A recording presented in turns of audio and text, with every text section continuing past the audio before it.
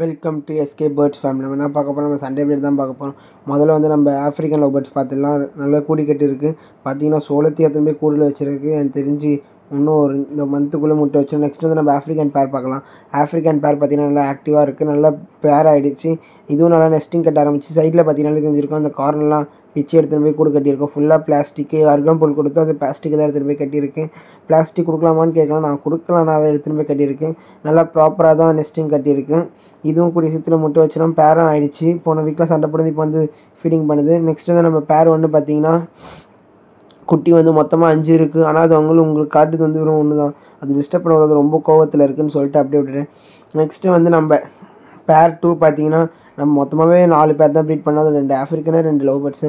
அதாவது love birds ரெண்டாவது பார்த்தீங்கன்னா கொஞ்சம் ஒரு 4 சிக்கு இருக்குது, நல்லா வளர்ந்துருக்கு. இது லவ் பேர்ட்ஸை பற்றி நம்ம சேனல் சப்ஸ்கிரைப் பண்ணி வச்சுக்கோங்க. தேங்க்யூ ஃபார் வாட்சிங். யூஸ்ஃபுல்லாக லைக் பண்ணிக்கோங்க.